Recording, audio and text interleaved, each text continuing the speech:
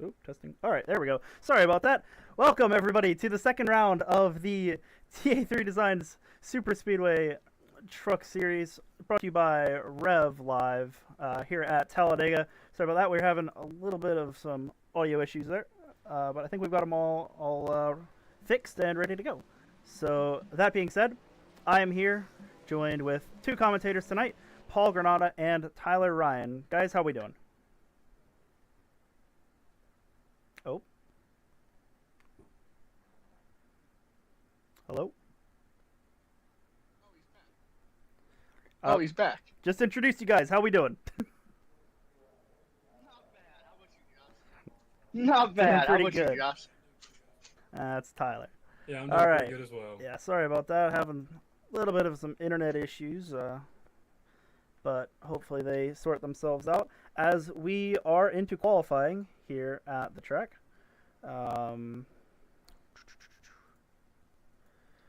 We got, let's see, who's running a lap?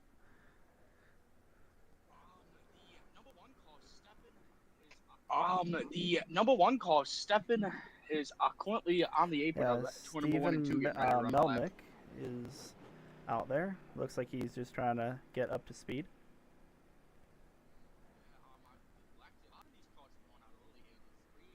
Yeah, a lot of these cars are going out early here. The 3 of Tim is also going out here on the back stretch now up to speed, but it definitely looks like these guys want to qualify pretty early here, 5 minutes to get out on the racetrack.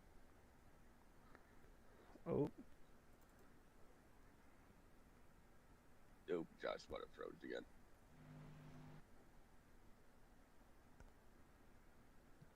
So we are having some internet issues. Oh, yeah, that's definitely froze. Yeah.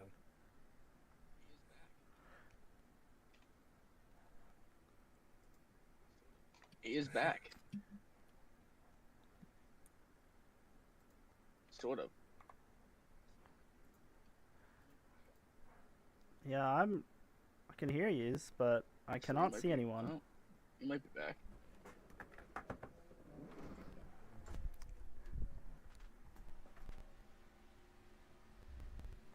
Your stream can. The replay screen is having itself a day. Yeah, hopefully internet issues sort themselves out. I think everyone else in our little town here doesn't have power, so we are lucky to even have it. But yeah, we'll pull up the results as they start coming through. As Randy Cornwell goes to the top of the boards.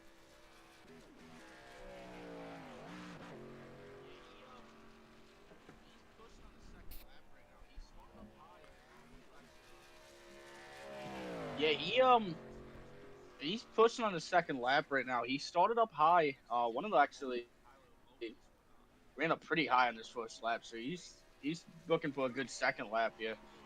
Actually, Tim and Tyler both just went ahead of him, but as he's working his way through 3 and 4 here at the Talladega Superspeedway, he is definitely running the lane up in that yellow line. Look at Tim Averill, who has taken the top spot on the leaderboards.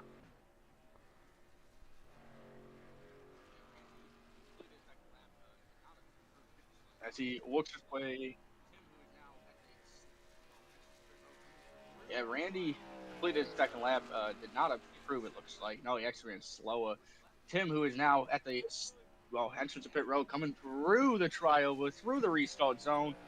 See if his second lap could improve, but it looks like first lap might be faster again, even for Tim. Yeah, Carson Kenny coming down the back. Barely faster for Tim on the first lap. Who else is out here running? Going down in turn 3 is we've got a new quick time in Lucian Thompson, guy who was not here last week, so first time for us in the RevLIVE booth seeing him. And Sammy Harrell, who we did see last week, now goes to the pole himself. That was quicker on the second lap. So some of these guys quicker on the first, some of them quicker on the second.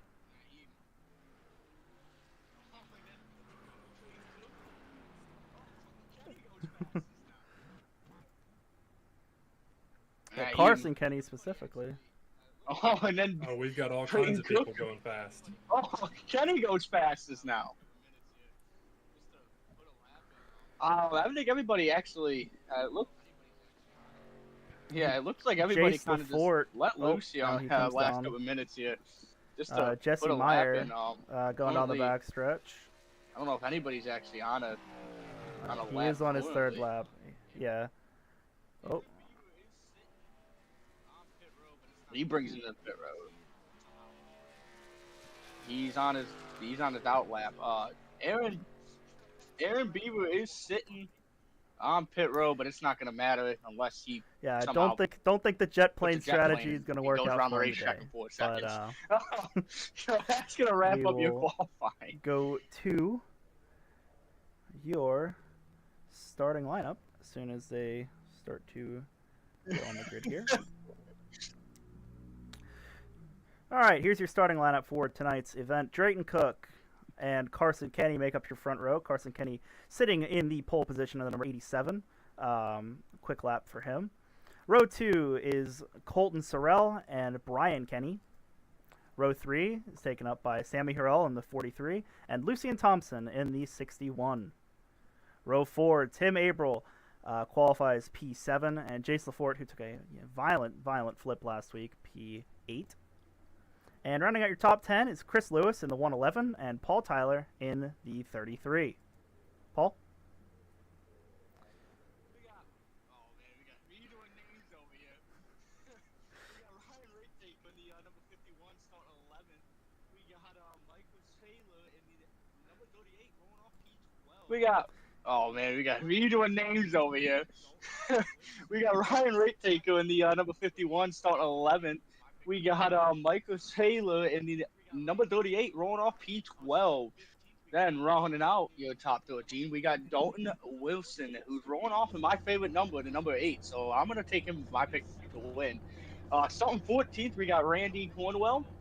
Starting 15th, we got Joshua Nunes in the number 40. And then we got in the number 14, starting P16, we got Jesse Meir. Starting 17th, we got Stefan Melnick in the number 1.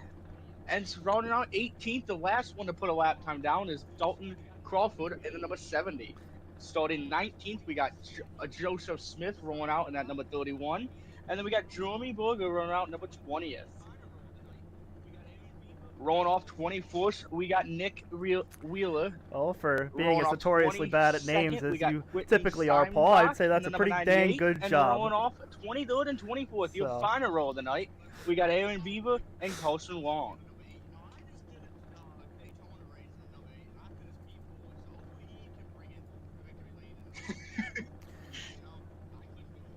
I love it. But back to my pick, Dalton Wilson. Looking at this field, we've got a lot of strong trucks, 8 of which are in the playoffs. If you missed last week, we have a almost like a March Madness style bracket challenge for the playoffs here.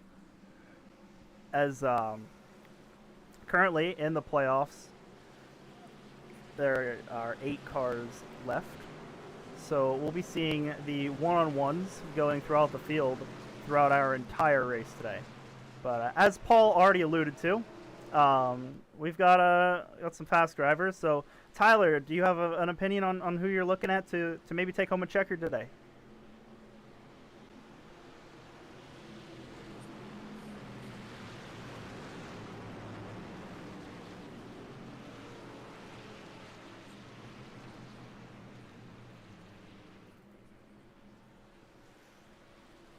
Well, considering I was also not here last week, I think I'm going to join Paul's strategy in looking at numbers. So number 11, Brian Kenny, and 11's a family number for me, so I think I'm going to be looking for him to bright orange, hard to miss that number 11. In P1. But outside of him, the guy I'm going to be looking at tonight is almost the 11, add an extra 1. Got Chris Lewis on the 111, starting P9. He was forced to be reckoned with last week at iRacing Superspeedway. Up front constantly with his teammate Tim Averill, who's again starting right in front of him. So I'm looking for him to be up front a lot of tonight, and we'll see how the night plays out. Quick race info. before we go green, we got 65 laps here at Talladega Superspeedway with a race distance of 172.6 miles. Track temperature pretty high of 102 degrees Fahrenheit. 24 cars tonight with an SOF of 21:48. My favorite moment in motor. And the total time for these ahead. guys of 720 minutes. As we are green flag racing here for round 2 of the TA3 Designs Superspeedway Truck Series here at Talladega.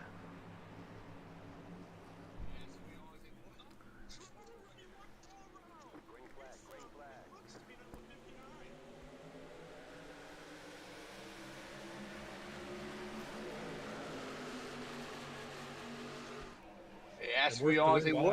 Trevor already won go around. It looks to be the number 59. And I think we got one more spun around. It looks to be the 16 of Carson Wong. I believe both cars could continue here, but that was a... As we'll take a quick replay as we look. Carson Wong has some playoff just gets implications. turned. If he can't get that 59, truck, Colton Sorrell. fixed, And then he's in our everyone playoff just trying to race check instead, so up. that's a big Carson thing to Wong hits watch the outside on that wall point trying to for a avoid it. playoff driver. But I believe it was only a 2-car wreck there. So we'll go look at one more replay. On board with the 16, Carson Wong. Sees him wrecking in front. Yeah, spins to avoid. Again, fellas, I do apologize for that. Sorry about that.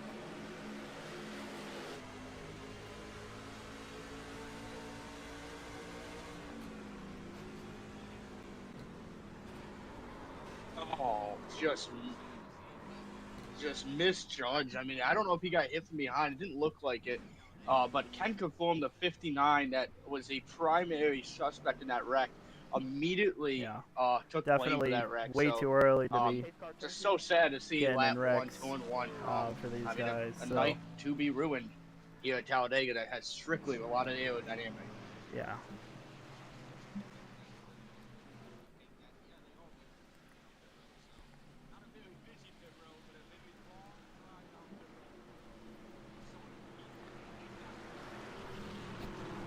Both drivers currently on pit I mean, road. honestly, I think he actually got the better of that than Carson Wong back there in the 16. Not a very busy pit road, but a very long Yellowwood drive is down pit road for sign Colton. is in a very Started convenient P3. He's location. got the third pit box, and he's already at the there we attention of his crew.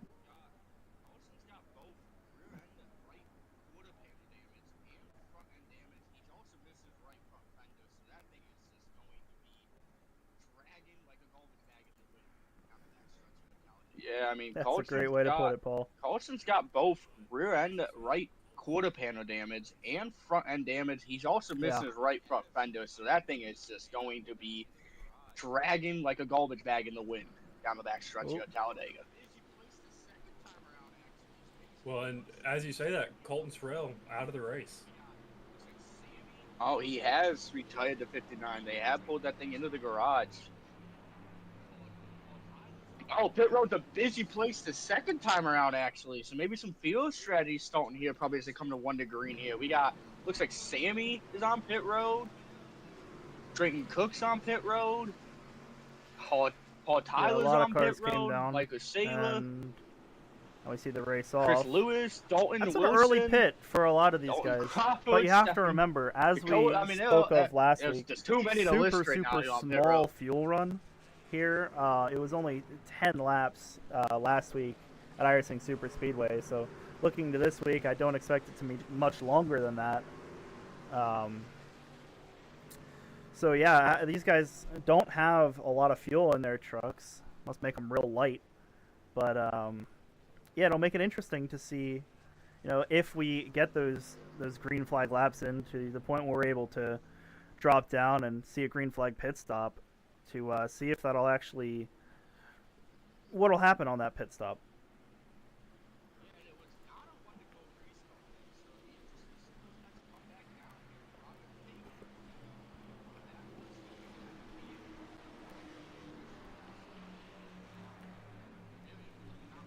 Yeah, and it was not a 1 to go restart there, so it'd be interesting to see if those guys come back down here prior to taking the 1 to go.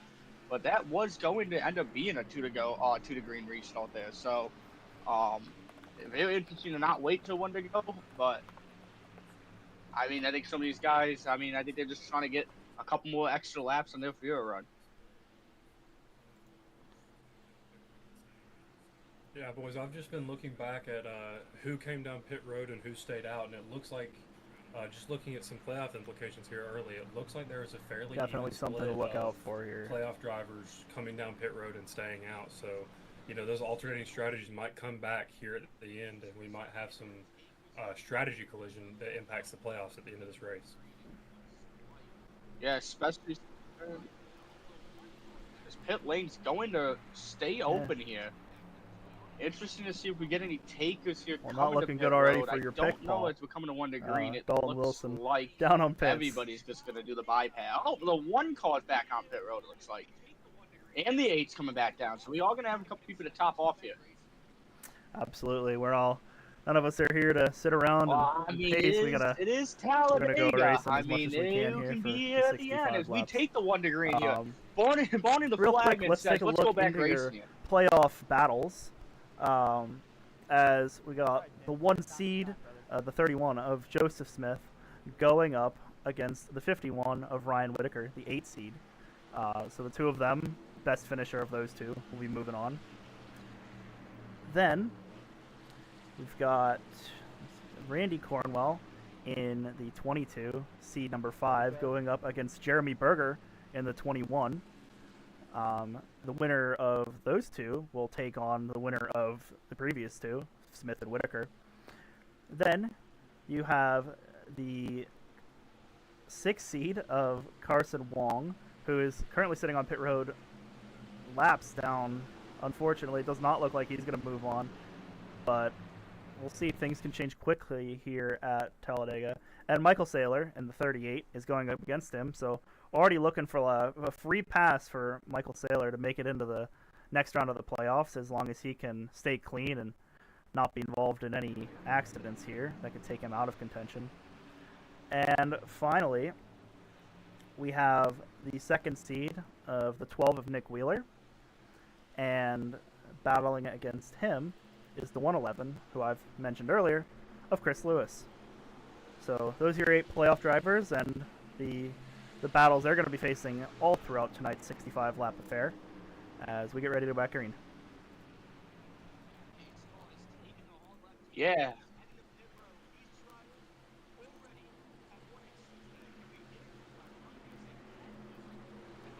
Yeah, pace car is taking the hard left-hander, and he's heading to pit road. These drivers already had 1 incident today. Can we get a green flag run here as they head towards the, I believe it's the Geico restart here at Talladega. It's going to be a very tight push here coming to the Geico restart. Actually, it's the United Reynolds race zone, and the 87 gets a big jump here and off the stretch. This looks a lot calmer, a lot more spread out. As we can see, Colson Kenny has taken the lead. He's cleared both lanes. Now we got the 3 of Tim pushing hard with the 9 of Chase pushed on the outside here, walking off to number 2.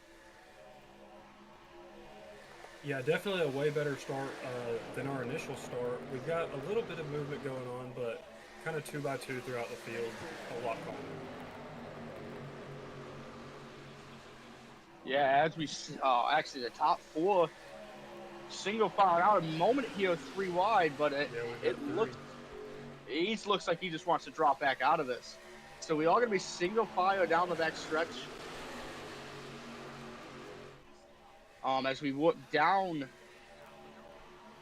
the front stretch, it looks to be the single file for at least the top 6 to 7, maybe even 8 now. But now we got a double file here mid-pack, but everybody else stays single file down the back straightaway. Front straightaway. We have an outside line attempting to form about 3 cars and then some stragglers in the back, and then the 61 truck with Lucian Thompson just dropping all the way to the back. Just kind of seems like wanting to save his stuff for a little while, stay out of the way for the time being. Yeah, definitely single file here as we work our way down the turn 3 and 4. Still that outside lane of the 5th. Well, still the outside lane is starting to work here, but not working very, very tough right now, it looks like, as we stay somewhat double file, but the top 5 still a breakaway single file. as it looks like the 6-car line is now double fired back up as we work our way through turn 1. Yeah, for a while, the first car in line in that outside line was Ryan Whitaker, who is in a playoff battle. So you see some playoff drivers being a little bit aggressive. I don't know. Of course, they've got to find the balance between being aggressive and saving their stuff, saving their equipment. But Ryan Whitaker trying to push the truck a little bit early here. Yeah, it looks like the 21 of Jeremy Berger is leading the outside lane right now. Not much movement other than that. There's 4 cars, and everybody's starting to dance around a little bit. As we go through the try over here, still the leader is going to remain Tim. Jace is pushing Tim, and now we got the outside lane of Jeremy Berger trying to use that side draft. He's up to P4. Oh, fell back to P5. Actually, he's just going to dive right back into that bottom lane. Yeah, but Berger got a good run there, and I think he just saw the hole on the bottom line and decided he was going to take it. And your field is coming around to lap Carson Wong once again here as he's coming off the pit road. So a rough deal already for Carson Wong. Probably going to fall at least 2 laps down, possibly 3. I believe he already is 5 laps down. He's 5 laps down. I've gotten behind on the laps. So, but he's a tough deal for a playoff driver. Yeah, he's staying well out of the way of the race leaders. I mean, it is Talladega. A lot could happen. Could you get 5 laps? Maybe not. But could people lose 5 laps and wreck out of this thing? Very possible. Very, very possible. Continuing to still lead is Tim, and actually this is a very single-file field right now. Of course, 7 or 8 cars now. As we can see the lap car up high going by, it's still Tim leading this field as we work the way down the Talladega Superspeedway backstretch. Still single file, pushing is starting to get a little bit more tense. Yeah, what's up?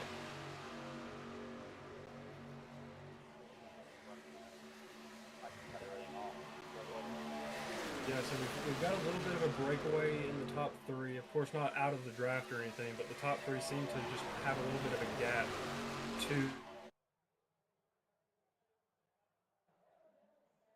just a touch.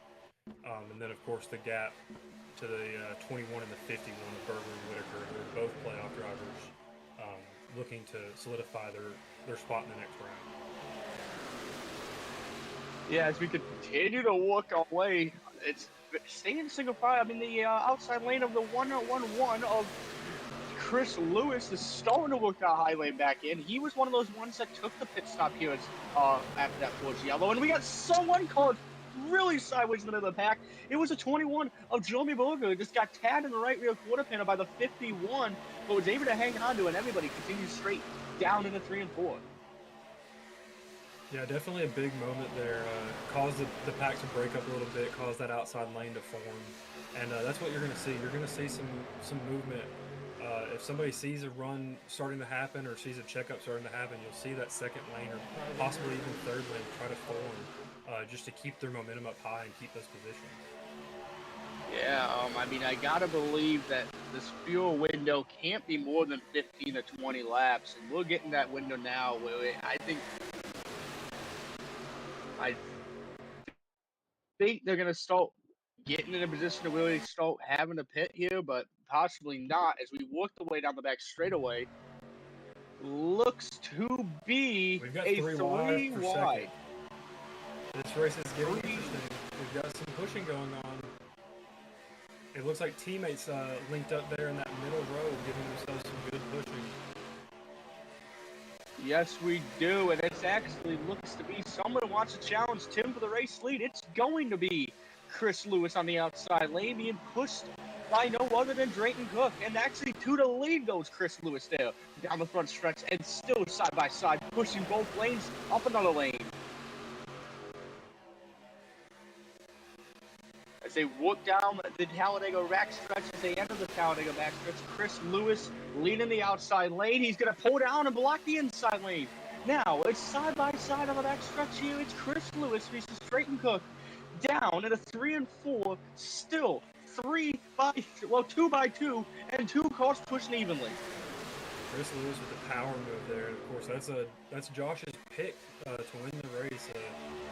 We're hearing that he dominated quite well, and of course another playoff rider since his dominance. So a big move for him, and of course the driver who he is matched up with, Wheeler, is kind of riding around in the back. So you're seeing some alternating, not strategies, but some alternating tactics used by some playoff rivals here.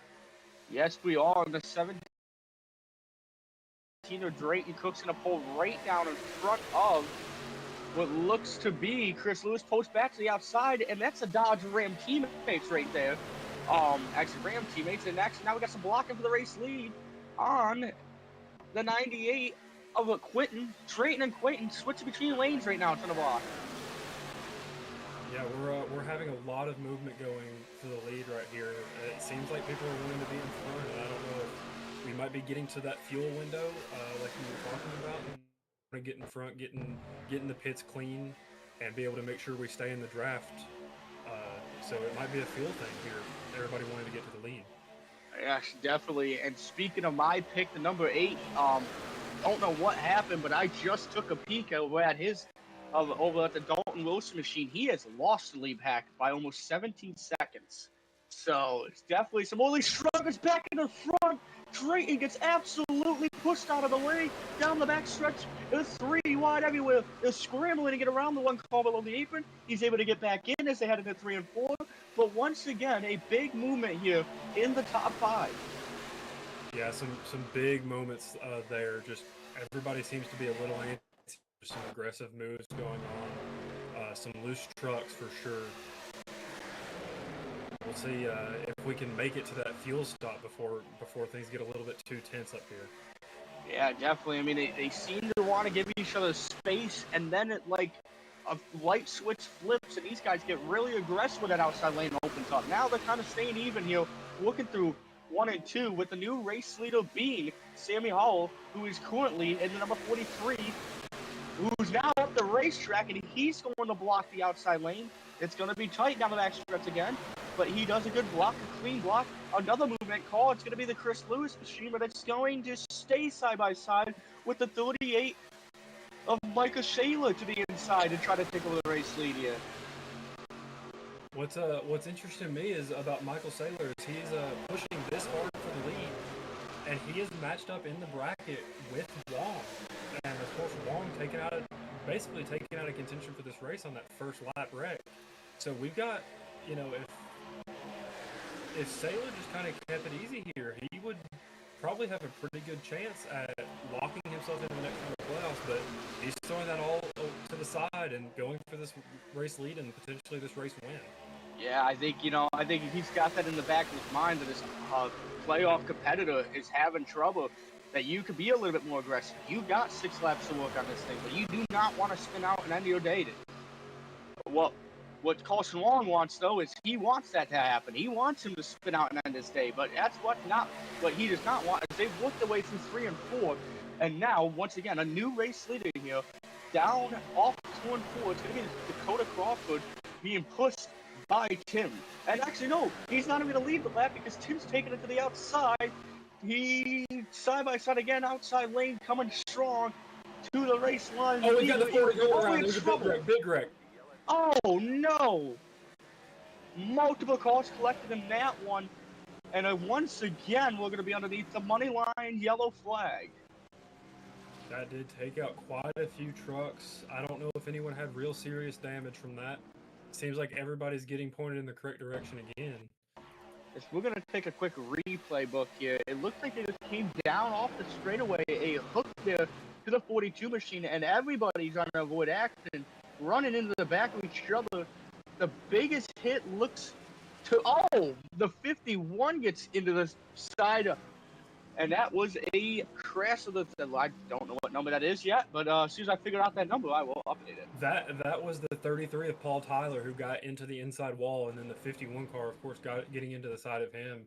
And you see some playoff implications in these wrecks. I know I'm talking a lot about the playoffs, but Ryan Whitaker is a playoff driver.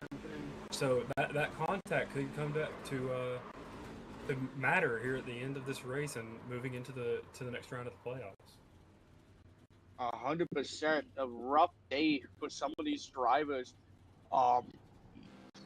as we work our way underneath lap number 17 to 18 under the yellow flag. Tim, Dakota, Jace, and Sammy, and Micah all round out your top 5 here, as I believe this will be a mass pit stop here for some of your race leaders, Yeah, if not all. You would have to imagine that everyone has to come and take fuel here. We had a pretty long run. I'm just going back through the field here, and there's quite a few trucks with front end damage, even within our top 5. Like Jace LaFour and Michael Saylor both have pretty substantial front end damage, as well as Lucian Thompson. Just a couple of trucks within the top 5, top 10 that have some front end damage. And of course, at an aero track like this, that's going to hurt them in the long run. Yes, 100%. As these guys are working through 3 and 4, I believe pit road should be open this time by the race leaders, depending on when they catch the pace call. But I believe we are going to see pit stops as the field is absolutely heading the left way down pit road here, and it's going to be a very busy pit road. And just like you said, it looks like everybody coming down pit road. Not sure anybody can afford to stay out except for Colton Wong, or Carson Wong, I apologize, who needs to get some laps back. So he's taking that wave around, looking to get closer to the lead lap. 100%, as we are on pit road with the whole field right now. Going to be an interesting race off pit road. I believe we're going to see a couple of these guys take some tires, a couple few only, but I think Tim is going to win the race off pit road, and it looks to be Tim off pit road. Key number 1 is. It seems like Stephen Melnick came through pit road and did not stop at his box, so just drove down pit road. Interesting. I don't know if he's taking the wave around or what that was about. But yeah, April for sure, coming off pit road. He seems to be one of the dominant trucks so far today.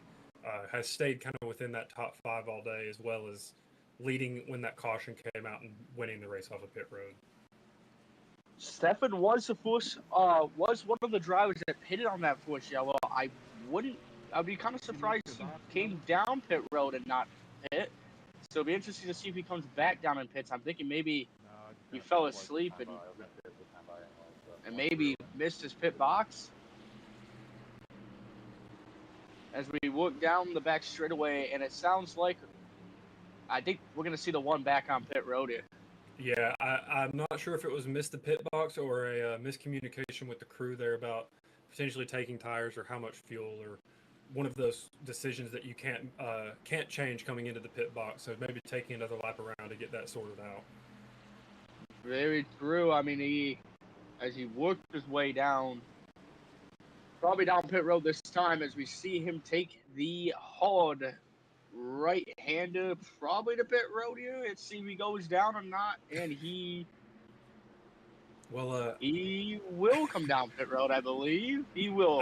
I believe you're correct. I hope he doesn't take a hard right-hander. That would probably not end very well for him. And we've got some faking coming down pit road as well. We got another driver coming down. Maybe they could maybe the top off on field.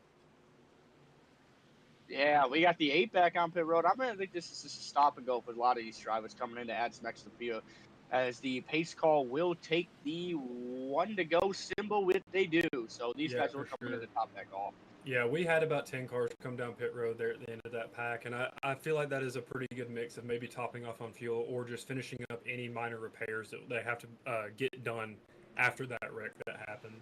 100%. So far, the only one that hasn't really left pit road since that last accident there on the Talladega front stretch, Paul Tyler, who took a very hard hit to the inside retaining wall. He is still on pit road. He's 1 lap down. Carson Wong is definitely out there still pushing his race truck around. And in about 4 laps, he'll end up passing him. So once again, Wong kind of stay in this race and just try to get what he can out of this. Yeah, you'd have to imagine that the 33 truck is potentially almost out of this race with how big of a hit he took to that inside wall. Obviously trying to get some repairs done, but I would have to imagine the 33 truck of Paul Tyler just out of this race, and of course not really a big deal for playoff implications as he is not in the playoffs. So we are, I think, still all 8 of our playoff drivers are still in the race, with of course Carson Wong being a couple laps down, still 5, I believe. The one kind of on the back foot compared to everyone else. Yeah, he is still out there. He is still pushing around. He was the lucky dog last time by. So he is down to 5, not 6 anymore, but definitely a long way to recovery as the pace car is working its way through 3 and 4 to get this field back underway. Definitely a very heavy inside line this time, just to show you how many people came down the top off. As the pace car takes the hard left-hander down pit road. See you later. Hope not to see you again. We want to see some green flag racing as they work their way through the triover and back into the United Reynolds restart zone. And it's going to be Tim and Dakota bringing this field through the United Reynolds restart zone. And once again, Tim gets a big launch, and he will lead the field back to the stripes. Yeah, I believe that was kind of a combination of Tim getting a good jump and Dakota maybe not getting such a good start. As you can see, he's already fallen back to 5th. So the offsets of that front row start showing up big as that outside line really struggled to get going. Yes, it did. Single file again for the top 3. This time the outside lane starting to form here. Led by, well, I would tell you it's led by, but they got a little bit squirrely behind. It is going to be led by the 98 of Quinton, trying to bring this outside lane back to the front. As right now it's a 4-car breaker in the bottom. It's Tim leading this 4-car breaker in the bottom as they work their way through the front stretch past pit road entry. And as we can see, this outside lane actually starting to fade a little bit. Only about 3 cars really tucked into each other, and about 4 more behind them trying to catch back up. But this bottom lane is single file, top 4, and it's going to be Tim, Carson, Chris, and Jeremy trying to keep this top 4 breakaway. It'll be interesting to see here, you know, there at the end of that green flag run that we had a lot of jockeying for position, a lot of leaders come and go. It'll be interesting to see if things maybe settle down here now that we know that all these trucks have full fuel in them. The strategies have kind of come back together. Everybody theoretically on the same strategy here, so it'll be interesting to see if things settle down for just a minute. 22 laps into the 65-lap race. Yes, 100%. Some contact in the back, but it was 3 wide, but they're going to keep it straight. As they worked away, and actually some more moving around here in the triover. As Tim continues to work the field, top 4 breakaway still as the outside lane. And actually, speaking of Paul Taylor, he is on the apron and he is rolling his car back out on the racetrack. So, unfortunately for Carson Wong, he did not pass Paul Taylor.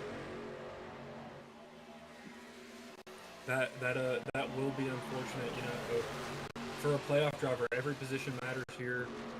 Once we get down to the end of this thing, if he could, any way that you can claw and get laps back, the better. And Carson Wong has just lost some of his ability to get his own lap back, and now really it's out of his hands for getting back into his playoff battle. Yes, very so, unless something happens. But now, as we still working top 4 breakaway, still the same top 4, no movement in the top 4. Some more sidewaysness behind, but everybody keeps it straight and pointed in the right direction. Tim continues to lead here at Talladega, and the outside lane starting to form again.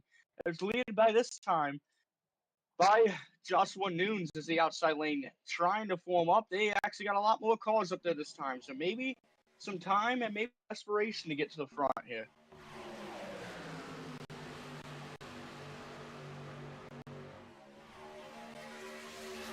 You can see, of course, that the 40 truck, the first car on that outside line, Joshua Nunes, as you were talking about, has a little bit of left side damage just in front of that left rear wheel. So it'll be interesting to see if he can get to the front with that damage. As you can see, they fan out behind him. The 61 truck kind of bailing on that strategy. That outside lane just really needs to figure out who's going to lead it and try to get to that front with an effective pusher and an effective push taker there in the front. We've got contact.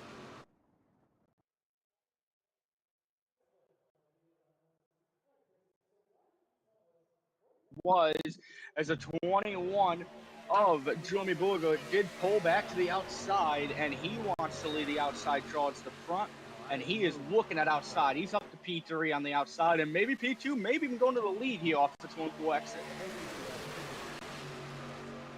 Yeah, of course, a great race up front. Just looking back a little bit, there was about 5 cars that maybe have lost the draft here just because of that contact, including at least 3 playoff drivers of Ryan Whitaker, Carson Wong, and Michael Saylor. Of course, Saylor just trying to hold it long there as he knows he's got some to more contact up front. Oh, big contact. We're 3 wide car down on the apron. This should be interesting. Coming back on. Yeah, he needs to hold on to it. Very, very sideways up front right now as we looks to be everybody hangs on to it here. The aggressiveness starting to pick up again here on lap 26 as this outside lane is now kind of falling apart here. It is now a 2-car breakaway with Jeremy and Joshua. It's a 3 of Tim lost the lead, but it's a 4-car breakaway at the front, 2 by 2 behind after that. But I believe this outside lane led by Whitten is going to get a run here.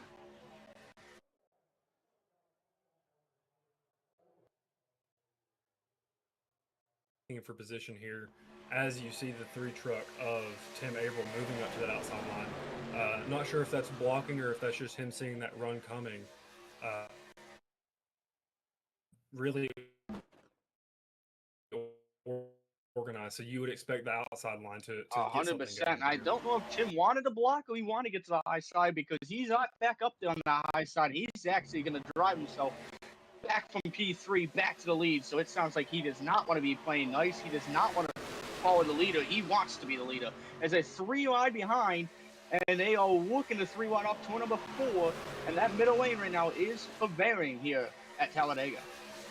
Yeah, it seems like that middle lane has done the best in the past couple of laps at staying organized, staying with at least 4 or 5 cars in a line, while the inside line kind of dissolves as you get people jumping between lines, and the outside line just not really ever having enough trucks to make it work. 100%, and Tim went down to start reading the bottom lane again. Whitten has pulled back to the outside lane. And Quentin to the race lead down the back straight away. Here he comes down the Talladega Superspeedway. Oh, I think it's the Alabama Speedway. I don't actually know what they call the back stretch anymore here at Talladega. But it's side by side again, and it's led by Quentin on the outside, being pushed by Jace. Bottom side is going to be Tim and Jeremy. As now we got a side by side battle all the way through the field. Yeah, I think you're going to see here teammates come into play in this battle for the lead as of both leading the outside and inside lane as the 9 of Jace is pushing Quentin to the lead.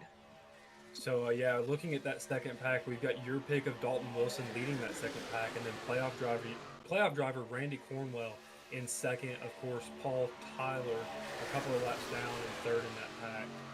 Nick Wheeler, also a playoff driver in that backpack, as long as Stefan Malinek, who is not a playoff driver. So we've got 2 playoff drivers in that second pack. So once you said that field strategy comes into play, we might see some playoff drivers separate themselves from their competition, just purely based on where those packs end up coming off of pit road. Yeah, just to get a quick update, just because I happen to look at it, the 61 of Lucen Thompson is now 4 laps down and is on pit road with some damage. So this is going to let Carson Wong up another spot here. It's only going to let 1 lap separate Paul Tyler and Carson Wong, who is both currently in a drafting pack. So both trucks seem to be able to draft right now. Yeah, I think everyone has most of their damage, if not all of their damage, fixed that is still on the racetrack. I think aside from getting his lap backs, the problem that Carson Wong is going to run into is that his playoff opponent is kind of just riding around in the same pack as he is. I think Michael Saylor has adopted the strategy of just keeping his eye on Carson Wong and just making sure that he is not putting himself in any position to lose those 5 laps. Yes, I did. Actually, Quentin and Quentin and Jace gonna go to the inside lane, and they're gonna file back in. Now it's a 3-car break, and a 3 of Tim is gonna pull back to the outside. He's done riding around again. He wants the outside lane as we go through the trial. But the 98 of Quentin's got a big lead here. He would be interested to see if he wants to throw a block or not, but he's gonna hang out of that inside lane, which is going to allow Tim to pull to the outside and take the race lead away into turn number 1. Well, just as I was talking about earlier with Quentin and Jace, about that teammate dynamic, being able to push and get to the front with your teammate, it seems as if Tim now has a teammate of Drayton Cook behind him, giving him that push. So when you have a driver like Tim who has almost dominated this entire race, and you give him a teammate to help him out and push him, that's just a dangerous combination that for the rest of the drivers trying to get a win in this race. Yeah, that TA3 team with the Ram powering to the front. Actually, Ram currently running 1, 2, 3, but the teammates currently running 1, 2 currently running 1, 2 through the trial. It's Tim and Drayton Cook really putting the clash on this field right now.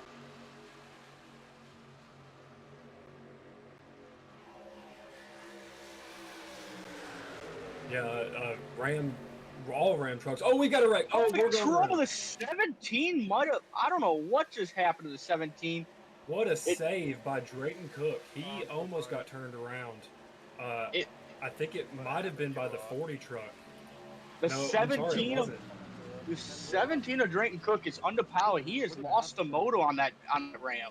So yes. Really interesting to see.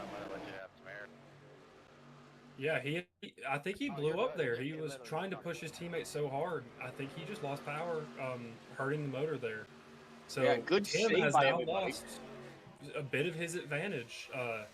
As the pack kind of had to fan out there, Tim lost his pusher and fell back to third now, as Sammy Harrell has gotten the lead for what I believe is the first time in the race. Yes, he did. Tim not giving up on an outside lane, though. He's up there by himself, and they're door by door, fender by fender. It's Ram versus Toyota down the back stretch, and it's going to be Sammy with the whole field behind him pushing him. I do not think that Tim's going to be able to stand on this right now. No, but right now you can see Tim is doing a fairly effective job at keeping that side draft and holding them side by side with Sammy. So if he can get any of those trucks to come to the front with him, maybe move to that outside line, he might be able to hold on here. But I don't know how long that side draft can really hold on when you have a whole inside line pushing against you. Yeah, they stay in single file, so I think this field right now, especially after one of your competitors lost a motor, is just to ride around and knock some laps down. We have officially hit that halfway mark. We got 30 laps to go in this main. Well, we got 30 laps to go here, and I mean 30 laps seems like a very short distance here, but it's not. You still got plenty of racing and another pit stop to go. As they worked on the backstretch and single file, your top 5 right now is Sammy, Colson, Dakota, Brian, and Quentin, and Tim rounding out. Well, Tim's not up at 6 anymore. He fell way back. As they worked their way into 3 and 4, and I don't know if anybody really wants to make a move right now. I think it's going to stay single file here for a couple laps. So just looking at the playoff battle a little bit, it seemed that the only playoff truck in I think the top 10 currently is Jeremy Berger in that 21 truck, kind of on his own when it comes to the playoffs in that lead pack. 38. Very true, and as the shadow on the radio starts to pick up, these guys are going to be looking for a pit road entry here. These spotters are going to be communicating. The drivers are going to be communicating to get to pit road. So a lot of strategy going involved, just a lot of... down this lead pack, but it's not going to happen before we get to pit road. And I believe if you're the race leader of Sammy, you're on it trying to figure out when everyone's coming, because you do not want to be left out to dry here. No, and it might be one of those situations where if Sammy just comes down pit road when he's out of gas, you might get a couple of people following just out of habit of seeing that car come down pit road, knowing that you want to stay with the pack, knowing you're at least going to have a couple of cars if you go with him. And we see a couple of cars die down. It looks like the three truck of Tim Averill, his teammate Aaron Beaver, and then a bunch of trucks in that second pack coming down pit road. One, you cannot do that. Yeah, it looks like Tim came down. We got Aaron Beaver on pit road, Paul Taylor on pit road. We got Trouble on pit road, the 111 who gets spun by the 22 of Randy. Trouble on the pit road with mistakes that you do not want here at this time of the 11 race. pitting this time. Of course, Chris Lewis, as Josh mentioned earlier, dominating last week, has not played much of a role this week thus far, but that's another truck, another one of those TA3 Rams around and potentially out of contention to help out his teammates that have been up front in contention this entire race, like 10. Yeah, now we got round 2 of pit stops here. We saw some issues on the first one. You don't want issues on this one. And the field's coming in, and it's a big pack, and we got Trouble on the entrance of pit road this time. No more cars around. It looked like the 21 truck of Berger had trouble getting into pit road. Are we serious? The 70 of Dalton Crawford looks like he spun around. The 21 of Joseph Berger got spun around there and collected him. Now the field, on pit road here, trying to get off pit road, and another dangerous pit stop sequence. And of course, if you were a member of the pack that pitted the lap before, you're gonna love to see that. You're building your momentum as a pack back up, and the pack that come in a lap after you kind of fumbles up on the entry to pit road when they're coming to pits. You're gonna love to see that. It's gonna get them a little bit more disorganized. And as I say that, you see the 3 truck and the 97 truck working together in a tandem, and they are blowing by a lot of these cars, or a lot of these trucks that came by a lap after them. It'll be interesting to see where they file in here down the back straightaway. Yes, 100%. Steppen, I do not think got the mocha to pit with anybody. He is your current race leader who's currently on pit road. I think he was kind of hoping for a yellow during that pit road cycle. He didn't get it, so he's all alone pitting by himself, and that's not what you want to do here at Talladega. Yeah, of course, one truck just won't get the ball rolling fast enough around the super speedway. And now it will retake the lead. He'll not be Jace, because Jace is going to get absolutely driven by. He was alone on himself on pit road. That's going to move the 87 of Carson Kenny to the race lead in the one. He's got the one racetrack. Oh my goodness! I don't know what happened now. No. What the heck? The one truck coming up the racetrack, it looked like he just had trouble coming off a pit road. Might have spun the tires when he gassed it up after this pit speed line, and then just comes up the racetrack in front of the field. He definitely rode off pit road, as we can see on the screen right now. He rode off pit road. Looks like he gassed it up and just lost it. I don't know if he spun the tires, he hit the storage drain, but he just lost it coming out of pit road. And then, of course, if you're drivers like Jeremy Berger, who was running third after that pit stop, seemed like he was going to file out in that top group, a playoff driver with a good run in hand, potentially with only one pit stop or no pit stops left in this race. Probably one pit stop remaining in this race. Jeremy Berger was in a good position to advance into the playoffs if nothing happened there, and you hate to see a car that was out of contention for the most part causing a caution like that. Yeah, very interesting to see. I mean, I don't know what took place there or how it happened, but your lucky dog will go to Paul Tyler here, and he will go from 4 laps down to 3. So he's going to get his laps back, and Colson Wong again does not get that lucky dog, and he's going to continue to battle himself trying to come back. But he's run out of time here pretty quickly. Yeah, you know that Carson Wong is not going to be a happy camper with the likes of Paul Tyler taking those lucky dog spots from him. Of course, everybody entitled to race, but when you got a playoff driver who, through no fault of his own, got put in the back early on, it's hard to see a car get that lucky dog in front of you when they are no longer in the playoffs. Absolutely correct. As we work our way through 3 and 4 here, pit road should be open this time. A lot of these drivers coming off pit road within a lap or 2 ago. I don't think we'll see any of them unless they're getting that close to that field window. Maybe you can make it. I don't know the field number for this. I don't. I wish I did, because it's getting to go time. And I mean, if you can get out and save enough field to get to the end.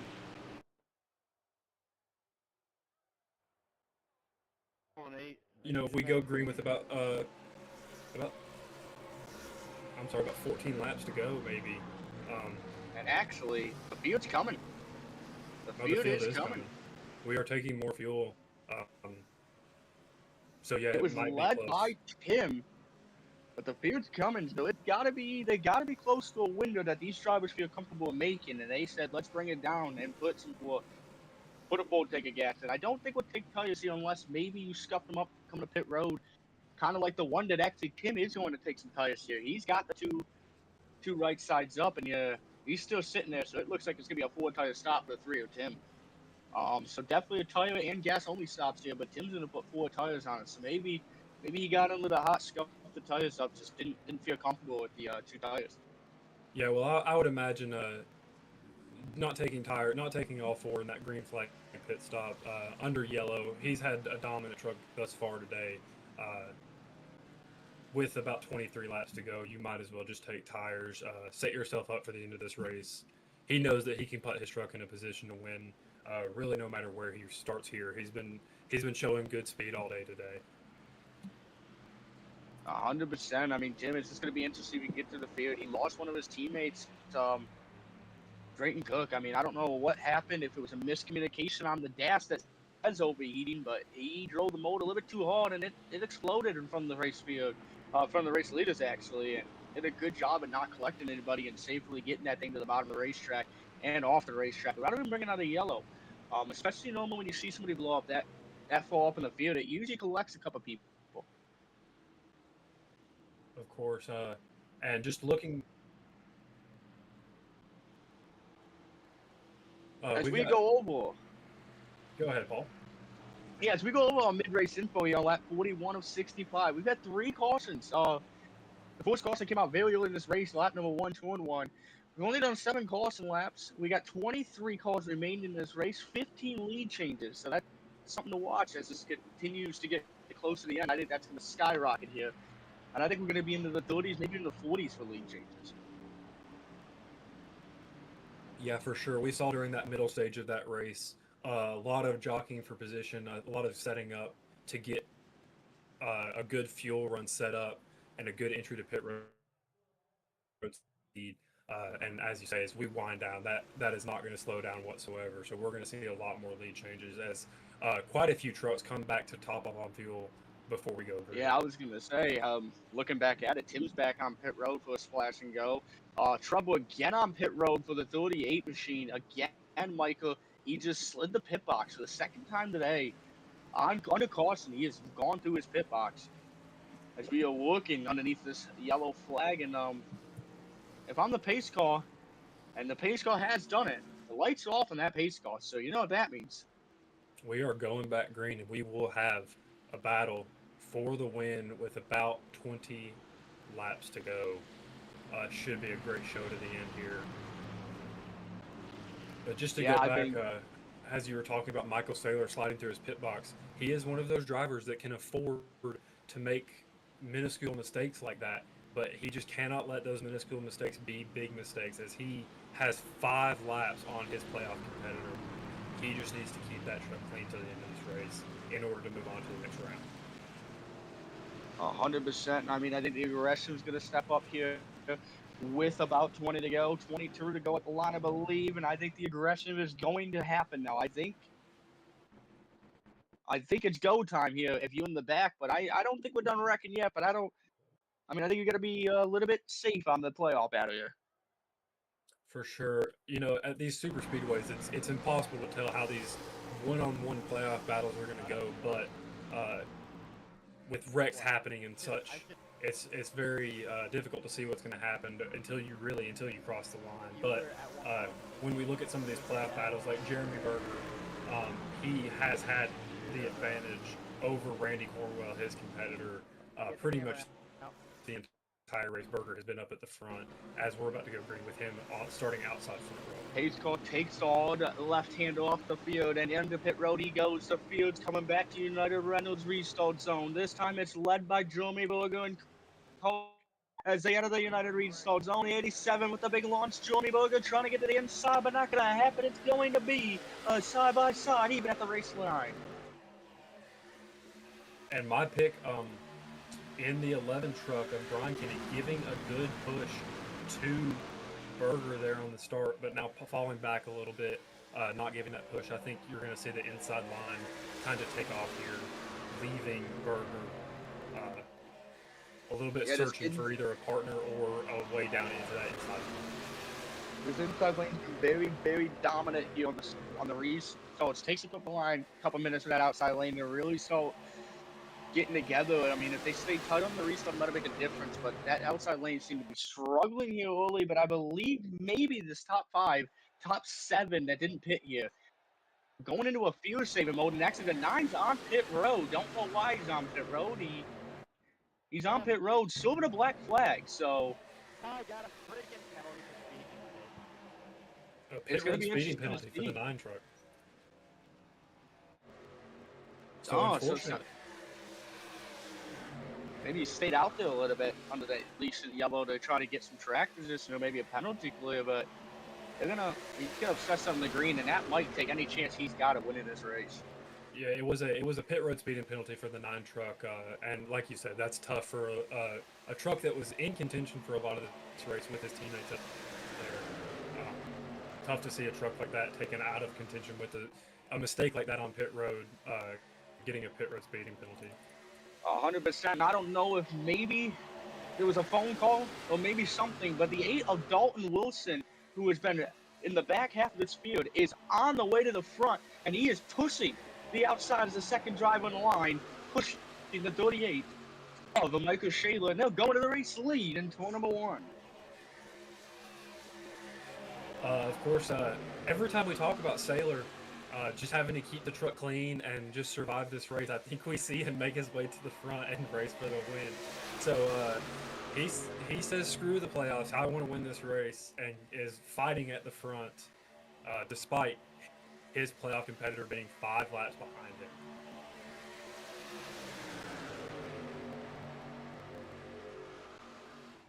Yes, we are. Actually, the 8 has moved the inside, pushing what we call is Michael Shayla and Dalton now, the top 2, and they are still hooked up, both nose to tail, as they work their way through the trial with double file behind them, but it's all going to be Michael Shayla at the start finish line.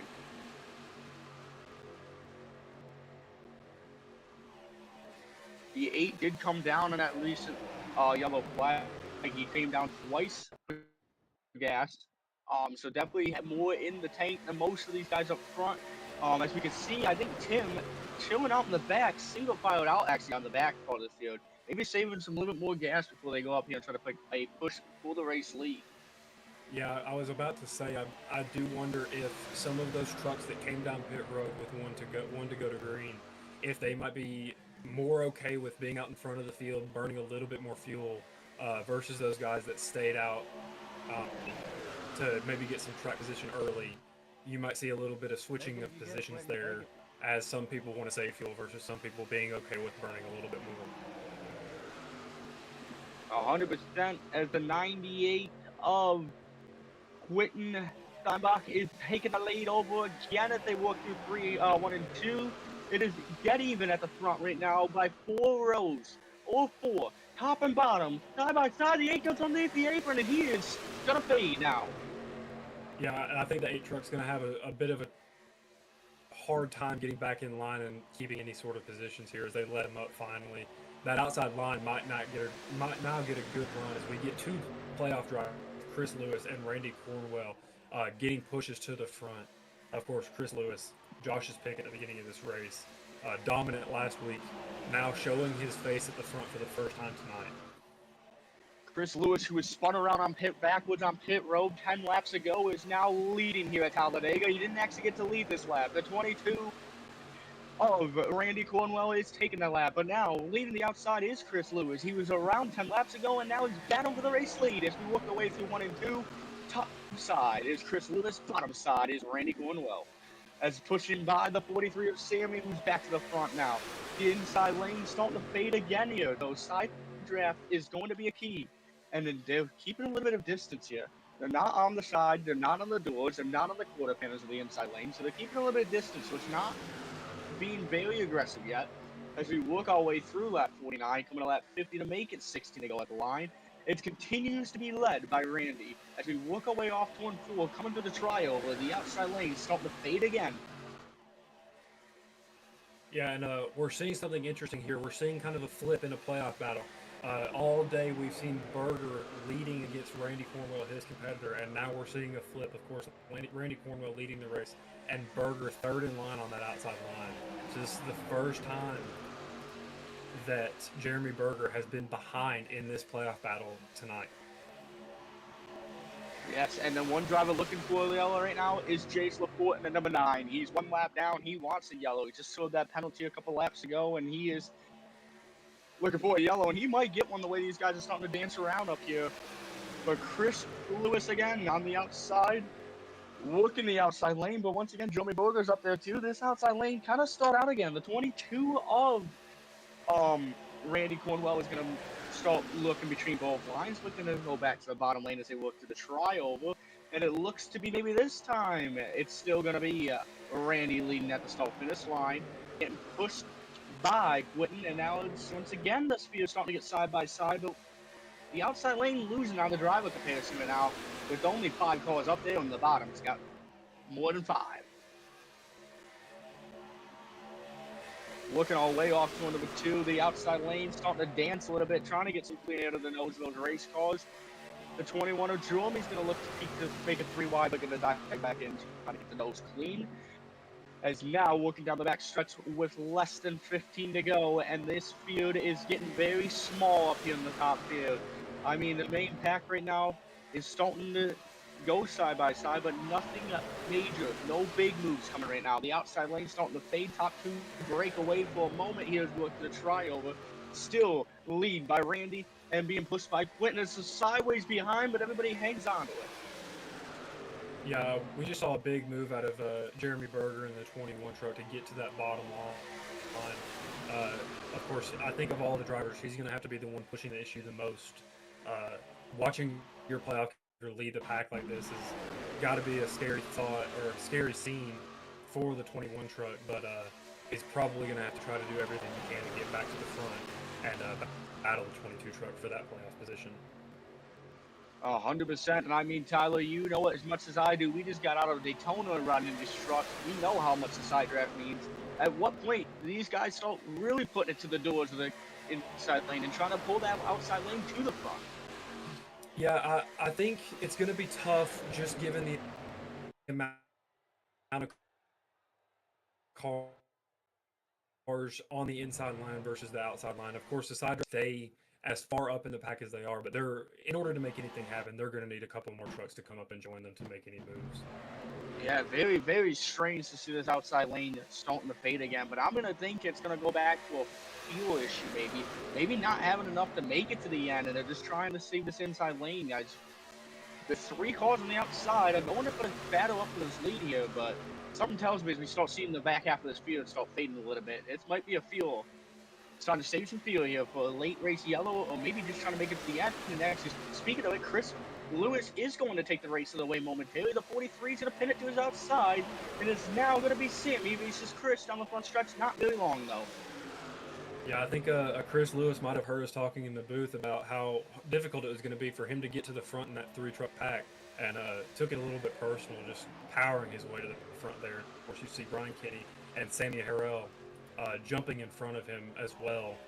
That outside line just clearing itself and now controlling the front of the single file line that we currently have. Yeah, guys, top 16, top 15. I think this actually is the top 16. The worst single file right now. The 33 machine of Paul Taylor goes another lap down. Not what Carson Wall wants to see, but other than Jace, he needs to chase down Stefan because the lap call of Stefan has just went a lap down, and actually he did pass Stefan, so Jason will be the lucky dog here. Depending on where the field comes, Dakota Crawford is your next car to go a lap down, and he is working his way to the triover. Yeah, I've just had the thought, we've seen these trucks get single file stretched out just a bit, and I don't think we're really getting close to running out of fuel, but I do have to imagine we've seen prior to trucks coming down to pit road, this same strategy of just getting spread out, being single file, so we don't have any issues getting to pit road. I'm almost wondering if maybe we're short on fuel and setting ourselves up for that in the future. Very possible. We're working 10 to go at the line, and I mean, it's single file, 15 rows deep, and right now it's being led by Sammy and Brian. And Chris Lewis has new name to the top 5, and he's went for the lead a couple minutes ago, but he's sitting good. Then we got Randy and Quentin 4th and 5th, and I mean, it's getting time to start making moves. If I'm thinking, I'm actually going to pit road stops out as we speak. Yeah, so like I said, we've got a truck almost spinning on pit road, but he decides to keep it out, now turning on to pit road, the 97 truck. But like I said, we were getting single file there just to make the transition to pit road a little bit easier, as we see actually contact getting into pit boxes between the playoff competitors in the 21 and 22 truck of Berger and Cornwell. But this will be interesting to see if we stay green here, how these packs come out. Yeah, very interesting to see, actually. Some more issues on pit road right now. So the main highlight today has been issues on pit road. Yeah, we're having a lot of trucks stay on pit road for an extended period of time, miss pit boxes, have trouble locking up, getting in, spinning, getting off of pit road. Like you said, trouble on pit road has been a big story today. The second pack is on pit road now, and so far, so good. Everybody got into the entrance safely and clean. But more oh no, he ghosted, so he got lucky. I was going to say more contact on pit road, but he got lucky on that one. You're a legend, thank you. Yeah, we're seeing a lot of jockeying for position, getting into pit boxes, and of course, ghosting on pit road is a big part of keeping some of these cars on iRacing clean, as we probably have a lot more wrecks if we didn't ghost down pit road. And actually, speaking of a clean pit stop, it was not a clean pit stop for Michael Saylor. He overshot his pit box and is still on pit road. So not a good stop here for the 38 of Michael. See, in my opinion, him having a bad stop might be the best thing for get him out of that pack, get him away from the wrecks. Like I said, he still has 5 laps on his playoff competitor. He's not going to lose that anymore. So if I'm the 38 truck, I'm not too mad about a poor pit stop in this moment. Working on that 7 to go, actually, as we speak, Tim has taken the race lead, followed by Jesse, a new name in the 14 to the front. And those are the only ones that haven't pitted yet. We got Joseph Smith in P3, but he's not in P3. He's got a pack, so it's going to be interesting to see if Tim has enough gas in this small 3-car pack to make it to the end.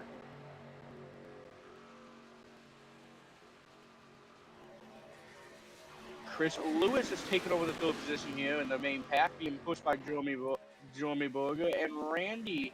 It's a 3, 4, 5, 6 car breakaway, and that pack for still out on the racetrack is going to be Tim. And I just wonder if maybe he saved enough to get to the end. I'm not sure. I'm looking here at this lead pack containing, or I guess it's maybe not the lead pack when it comes to a couple of drivers out, but like you said, Tim saving. It'll be interesting to see what he ends up doing. But this first pack that has a large number of cars that contains Chris Lewis and Jeremy Berger. There for a minute, that entire inside line in that pack contained 5 playoff drivers. So maybe a lot of jockeying for position happening between playoff drivers. Everybody needing those positions just as much as anyone else. And and as we got one going around, that's the 51 truck. The 51 truck of Ryan has spun around. I don't know if we actually spun 60 off the front bumper of Jace. Yes, and that is a playoff driver. So we have another playoff driver with I would say some front end damage or possibly even some rear end damage getting into the walls. We see the replay here of what happened to the 51 truck. Yeah, just did a 360 off the front bumper of Jace, who currently was sitting 1 lap down. So he wasn't on a lead lap. Very interesting to see that going on down in between number 1 and 2. with 6 to go. Right. So we see the 51 truck who was in a playoff battle with Joseph Smith, who was also in that pack, going around. So that might be another playoff battle that might have been decided um, in a wreck. Of course, the 51 truck still rolling. Maybe not enough damage to take him out of the race, but with the 31 truck being in that lead pack in that top 10, it'll be tough for the 51 to gain enough positions to get him back. And we will restart with a green-white checkered, so really only 2 laps to see that happen. Of course, a lot can happen in those 2 laps, but a playoff battle at risk there. 100%. I mean, the other thing to watch here is Tim, who's currently the race leader, didn't pit there underneath that green flag run. It'd be interesting to see if he takes the left-hander on the pit lane or not, if he thinks he's good enough to make it to the end. But, I mean, it was getting close to if he had enough, and I don't know if this yellow helps him or not, but he looks to be staying out in the field. Pit road is open, and he is not going to take that left-hander on the pit road. Yeah, we see a couple trucks behind him do that, so I'm not exactly sure how Tim has fuel here. Unless we just missed him coming down pit road somehow. I don't think so, though, considering how far ahead he was of that main pack. Okay, so we're hearing that Tim has gone 18 laps without pitting, so possibly running very low on fuel, but deciding to stay out, deciding that track position is more important right now. Something to watch, though, too. I don't think it's going to be that big of a deal, but Michael Saylor, who's in a battle with Wong, is currently 1 lap down. Yeah, like you said, not sure that's going to matter with Carson Wong being 5 laps down. I think if I'm Michael Saylor, if I'm in his shoes, I might just go to the back at this restart and just kind of ride around, maybe even drop off the back of the pack where we don't really have enough laps for those laps to be made up anymore. So it'll be interesting to see what Michael Saylor does, making a decision about his playoff battle. With how few laps we have left, it might be all but locked up anyway. So we might see him go for a win here, knowing that he's safe with just not enough laps remaining for Wong to get those laps back. Very true as we work our way down the back stretch. Hoping to get 1 to green here. Hoping to get back to racing here. 4 green white checker down. Later, Tim, Randy, Chris Lewis, Jeremy, and Carlson all around out your top 5 here. And I don't know, but the pay window is definitely wide open now. And I think this might have to be one of the aggressive restarts. I think the outside lane has to stay connected. They have to stay connected here to even have a shot. Because if not, it takes about a lap to get a run going on that outside lane.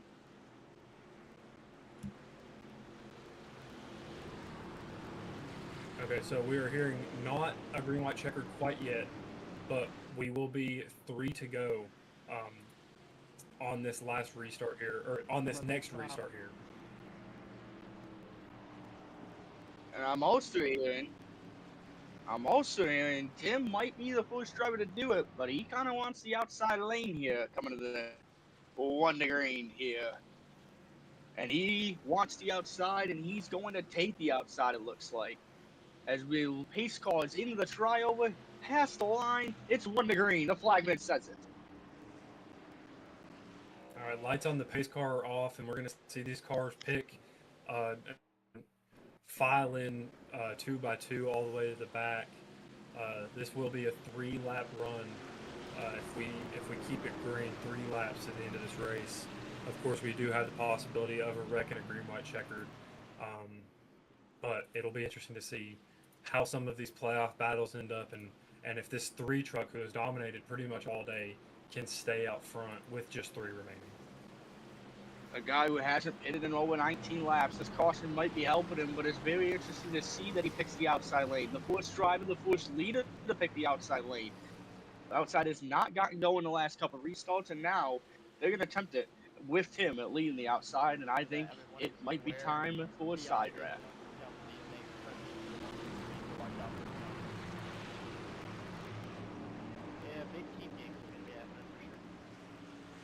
as we Yeah. work the way down the Alabama Gang Back Superspeedway. Be ready for it. They can go as soon as the base car is off. So I think what we may be seeing here And knowing is them, they'll probably go when it switches. maybe some team strategy here with the 3 truck picking that outside line. You see some teammates on the inside line. We might see them lift for the 3 truck and let him in line in front of them and try to control that line on their own with some games here. Well, very true. Pace car's coming off the corner 4, and he's going to work his way to take the left-hander on a pit road. Lap 62 of 65, and these drivers have done it. They made it this far. The pay window's open now if you want to win this race. And I think it's time to put it down and let it rip, because we're into the we're in the trial. We're into the United Reynolds restart zone. Coming now, still no movement, as now the green flag is out, and Tim has gotten the loss on the outside lane and has full control over what lane he wants, and immediately drops to the inside. Yeah, you'll see Tim controlling that inside line now, and then really what I want to highlight here is that playoff battle. You have a direct playoff battle between Jeremy Berger and Randy Cornwell side by side for second here, so it'll be interesting to see if we have any wheel rubbing or some sheet metal torn up in that playoff battle, being so close. Oh, trouble contact there between Jeremy and Randy. So there, the aggressor is there, the side draft is there. The outside lane is definitely more stacked right now, definitely more to get a more contact. They moved on to it there again. 21, too much, What a save. Back-to-back contact, and that's going to spread out the lines again, as Tim, who has to be low on gas, is going to lead this field with the 2 to go at the line, and he is leading here at Talladega. He is still leading here. Tim working his way through 1 and 2. Actually, speaking of it, now the move Big comes. block. Here comes Randy, 21 of Jeremy's in the Walmo. Big block by Randy, and Randy's going to go around. It's the big one at Talladega. The 8 spins. And that has collected the back half of the field. Some playoff drivers. The 11's around. I don't know if anybody hit hard enough to be race ending, but some contact there in the front that collected some other drivers. I think we can see that one coming from the dirt track across the street. The 21 truck and the 22 truck just having to battle so hard in that playoff battle.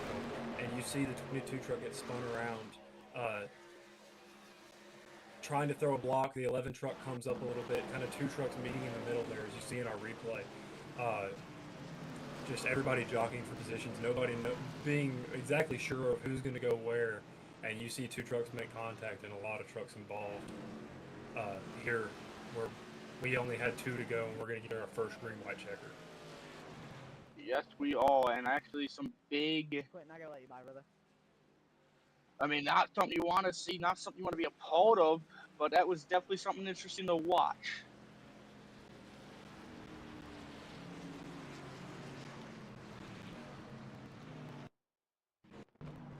So we see the 3 truck of Tim might not have wanted to see that yellow flag come out. Of course, we've been talking about how short he might be on fuel, and any green-white checkered is going to extend how long this race goes.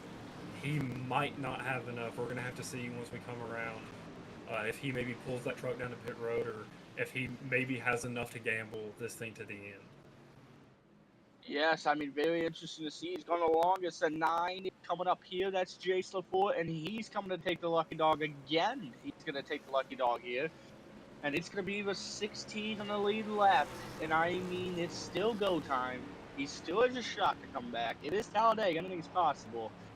But the wind's not looking very outstretched. Yeah, it looks like that 9 truck might have a little bit of damage on the front end, but he was up at the front running pretty dominant pretty early, so we might see him rejoin this race, at least at the front of the pack, maybe if not for a win with that damage. Tim is underneath the apron. Will he take the left hand on the pit road? And Tim is going to. So Tim definitely out of gas. Is not going to be able to make this thing to the end. He's on pit road.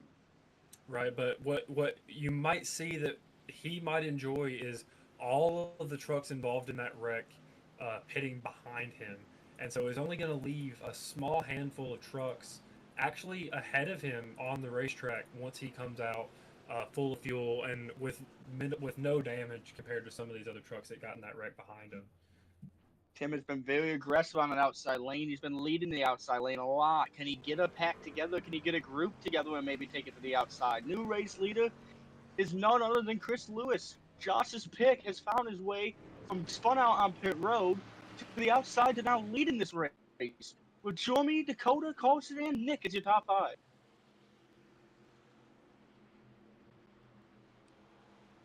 Right, so a lot of these playoff battles too close to call right now. We've got some that are almost that are solidified with Sailor above Wong, and then now we've got with Berger maybe having that advantage over Cornwell, but really it's just too hard to call some of these. Smith and Whitaker still on the lead lap, has been in some wrecks, so maybe a bit tough for him, and he's only 2 positions behind Joseph Smith, who he is in a playoff battle with. And then Lewis and Wheeler, we'll have to see. Lewis, of course, leading this race. So Nick Wheeler, who is in 5th currently, with a little bit of damage on the left side of that truck. Nick Wheeler is going to have to maybe be really aggressive here, try to get himself in front of that 111 truck, who is going to control the field when we go green. It is Talladega, and I wouldn't count Randy out just yet. That front end of that Chevy Silverado is clean. They got it repaired on pit road. His pit crew went to work on it. And if there's anybody that he's got to follow through, I would put my nose right behind him, and I would follow Tim through the front of this field if you want any chance of advancing to the next round of playoffs. And I think Randy might be in a position that he could do it. For sure. And of course, like I said, only 2 positions behind Joseph Smith as it runs. So they'll be restarting really close together, and it's just whoever can follow that hole, or maybe even potentially follow the 3 truck of April to the front, because we know that where that 3 truck is going. So it's going to be a good battle to see if Smith or Whitaker, can get to the front of that pack or get past one another. As the pace car lights are off here at the start finish line, they work into turn 1. These drivers couldn't do it in regulation. We are going into the NASCAR overtime time, and it's Chris Lewis and Joey Berger leading the field back to the green flag here this time by. But we're going to go into overtime, and we're on lap 6-7 for everybody that likes that joke, and we extended this race to lap 69. If these guys can make it to the white, this race is official. If they do not, then we're going into another overtime attempt. And these drivers, once again, might have to start being a little bit worried about the field window. But I think you can throw it out the window with how long Tim went on his field run. I think you're telling your pit crew to pack it up and go home for the day. Because it's time to drop the hammer again and put yourself in position to win this race. It'll be interesting. I think if I had to change my pick with that 11 truck having a little bit of damage in the middle of that pack, I think Josh's pick of Chris Lewis here is looking really good. He didn't really show up early on in this race, but towards the end of it, he has been up at the front, and you can just see the raw speed in that truck. But of course, you're going to have to see Berger be a little bit aggressive here, make sure that he stays in front with the 22 truck still being in this race and still being on the lead lap.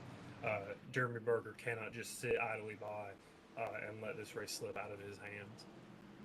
Something to watch too, Tim is behind the 11 truck. The 11 truck currently of Brian Kenny's got some front left driver's side fender damage, actually missing his fender here, so he's going to want to make quick work on him as the pace car takes the left-hander up pit road, and we are heading back into the United Restart Zone, leading by Chris Lewis and Jeremy Berger as we go into the United Reynolds Restart Zone, and it powers up way before the United Restart Zone as Chris Lewis, he's going to clear the inside lane and slot himself into the bottom lane. So it'll be interesting to see what the 21 truck of Berger does here. It'll be interesting to see if he just kind of rides behind him or if he makes a big move with the 22 truck not being anywhere really close to them, but coming on that outside line in the almost second or third pack here. if you want to call it that. Yeah, I mean, Chris Lewis and Jerome kind of broke away here. Now the outside lane's starting to form, but they got to form quickly because the top two are pulling away as they come to 3 and 4. If nothing big happens, Chris Lewis and Jerome have checked out, but here comes the field behind, and none other than the 3 and the 22 making progress. The 22 going to make it 3 wide with, like you said, the 3 truck behind them. We might see a big push here if they can get, they've got the one more truck of the 38 behind them. We are So going to there's 2 take the trucks out white. This front. race is official. And big truck upside down. It's coming down now. 1 car upside down and barreling through 1 and 2. Got hit again. Now we walk through backstretch of Chris Lewis and Jerome. They're breaking away here. Nobody getting close, but here comes the 43 of Sammy. Where did he come from? This could be it. We're going to see a fantastic race here to the line for the win, I believe, as both of these trucks appear to almost be virtually locked into the next round of the playoffs by leading 1-2 like that. Coming off tour number 4, Jerome's got one more opportunity, but not close enough. You can send it home now because Chris Lewis is going to win this race, and Fulga's going to advance now too. It's a 1-2 for Chris and Jerome, and Costa coming in 3. Not new winner, but Chris Lewis is going to win at Talladega. Yeah, great run to the line there. Of course, some playoff trucks being taken out. There at the end of that wreck. But as we see it now, your winner, Chris Lewis, will advance to the next round of the playoffs, despite the fact that his opponent, Nick Wheeler, coming in P4. So a very close playoff battle there.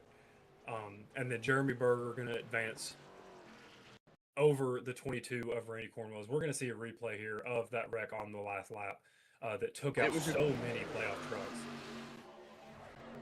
It was a pretty violent wreck. 1 car on the inside gets spun around and then up on his roof. Gets barrels 1 time, gets absolutely clipped by the 1, gets sent back up in the air. It's a terrible wreck here in tour number 1 and 2. Took out multiple drivers. Going in with, I believe, it was the 87. Yes. And then it was all smooth sailing from there. Chris Lewis and Jerome broke away, and no movement from pushing behind from Jerome. There's nothing he could do by himself. And as we can see again, watching a replay here, off 1-4, Chris had it very well pointed straight and in the right direction to take everybody down through the United Restart zone and to the checkers. And that's how Chris Lewis got it done tonight. Fantastic race there to the end. Just not able to get it done for Berger, but as we see our top 10 results here, if you want to take it away, Paul. Your top 10 is Chris Lewis in the 1-1-1. Josh Pickett started 9th. He drove himself to P number 1. Finishing 2nd is going to be Jeremy Berger. Finishing 3rd is going to be Sammy Howell. Finishing 4th is Nick Wheeler. Finishing 5th is Dalton Wilson. Finishing 6th is Jesse Miller. And finishing 7th is going to be Joseph Smith. Finishing 8th is going to be Jace Lafort. Finishing 9th is going to be Ryan Wintertaker. And finishing 10th, rounding out your top 10, is going to be Quentin Steinbach. Finishing 11th, we got Dakota Crawford in the 11th position, and then Brian Kenny finishing 12th. The number 3, Tim, he was fast all day long, led a bunch of laps, stayed out in field. It's going to bring it home at 13th.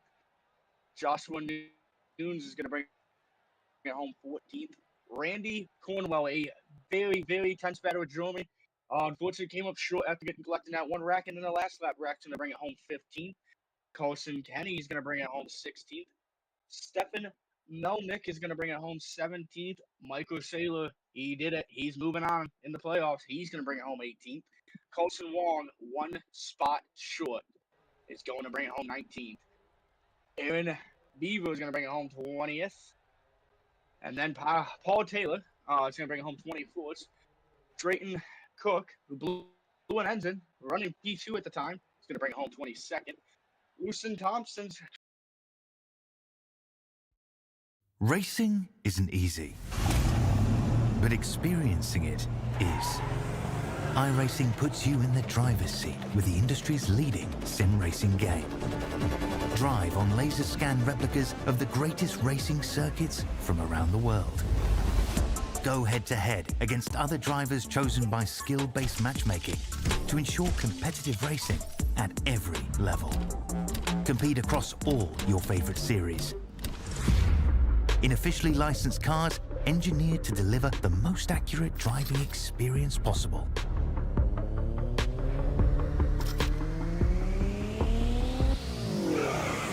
Join a race or host your own with players from across the globe. Race against the computer or in a league with friends. Feel the thrill behind the wheel. Visit iRacing.com.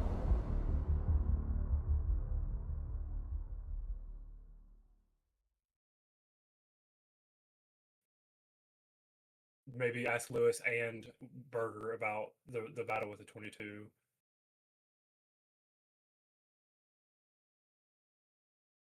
Yeah, Tyler, you can ask. That's fine, buddy. I'll do Yo, yeah, I was like, all you gotta do is ask. that. Okay. Yeah.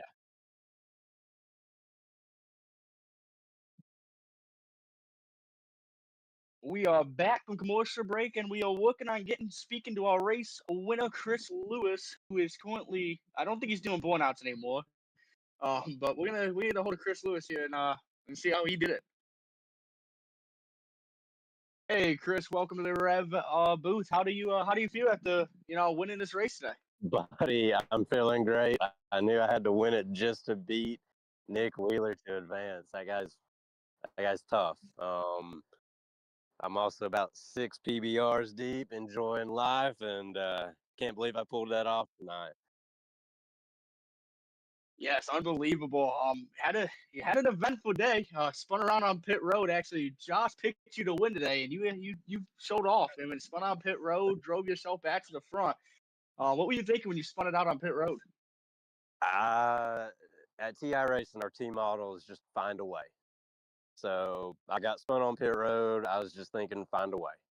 When I got loose in 1 and 2, all I was thinking, went to the back, was just find a way. I found a way. I had help with my team. I can't thank my guys enough. Tim, Randy, Drayton, Dalton, all of them. They helped me get to the front. That's what mattered the most. And we pulled off the win for TI Racing tonight. Awesome, awesome. It sounds like one hell of a celebration getting ready to happen here. Maybe a couple more beers before the end of the night. It's definitely going to happen. Marion, North Carolina is going to have a party tonight. This is my brother-in-law actually got married today. I sped home, left the wedding early.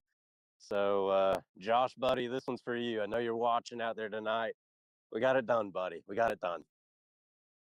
Awesome, awesome. Congratulations again. And yeah, go celebrate now. I will do that, buddy. Thanks to TI Racing, TA3 Designs, Cornwall Barbecue Sauce, all the people that pay to be on TI Racing's truck. We can't do this without them. And thanks to all my mom, my dad, Josh watching.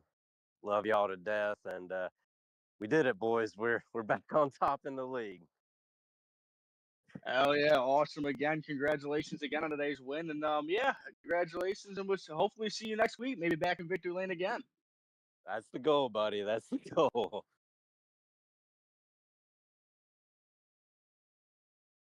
That was your race winner, Chris Lewis, who is definitely gonna go celebrate this one. And now we move on to your P2 of Jeremy Berger, who had an eventful day up front, racing tight.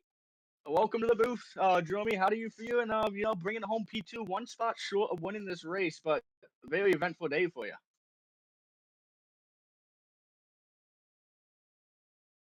Jeremy, do you have a copy with us? Yeah. Sorry, I got you guys.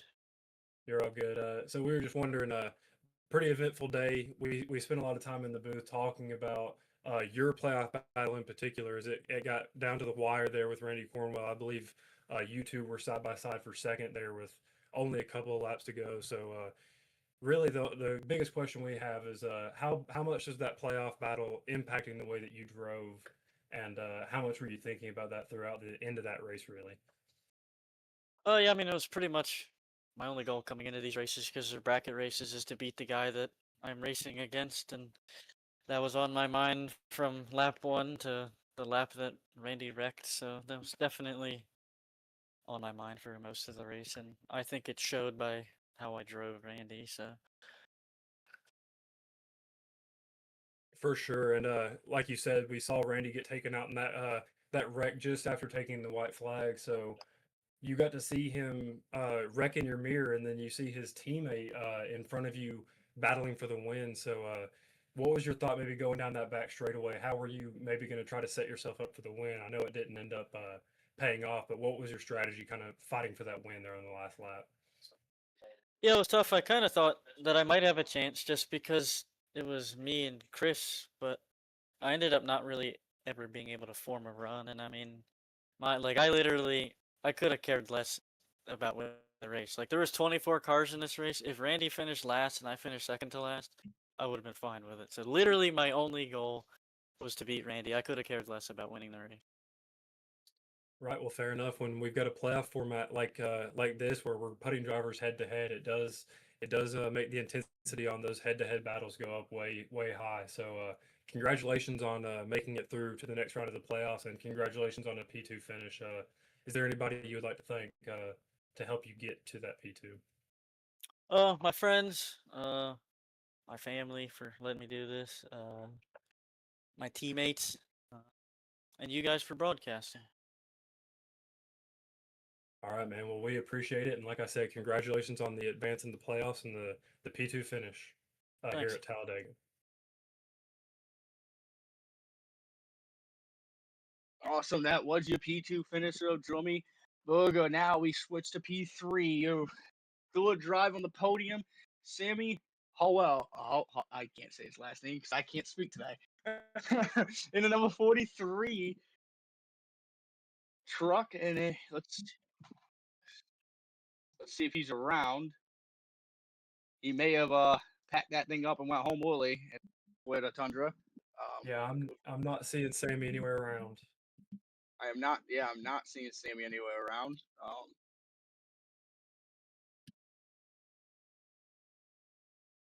I'm not seeing Sammy anywhere around. So we're gonna move on from that one, and well, we saw it today. Chris Lewis walks away with the win. Jeremy finishes P2 and Sammy P3 here at Talladega. We head to Auto Club next week. Not really a super speedway in the books, but we'll call it a super speedway if we want. Here at the TA3 Designs Super Speedway Truck Series as we head to Auto Club next week. At roughly 8:45 p.m. Eastern time. If you guys want to catch that next week, will we see a two-peat out of Chris Lewis, or maybe Jeremy gets the one spot better? Tyler, anything you want to say wrapping up here after this eventful 69 laps here at Talladega? Yeah, just before we sign off, I want to do a quick rundown of our playoff bracket as we continue. We see the number 1 seed of Joseph Smith move on against Ryan Whitaker. Whitaker having some troubles with some incidents there at the end of that race. We'll see Smith move on. And then, of course, the big one that we saw there at the end, the battle between Berger and Cornwell. The 4 seed of Berger will move on against Cornwell after that large wreck just after the white flag. Then in the battle between the 6 seed of Wong and the 14 seed of Saylor, we'll see the upset as Saylor moves on to the final 4 drivers. With Wong getting involved in that first lap incident, he was never really in it today. Unfortunate for him, but we see Saylor with the upset. And then, of course, at the end, we saw Chris Lewis prevail, getting the win, but him being the 10 seed, it is technically an upset against the 2 seed of Nick Wheeler, who also had a strong run coming to P4, but Lewis, the 10 seed, moving on to the final 4. So with that being said, our final 4 going into the next round will be Smith, Berger, Saylor, and Lewis.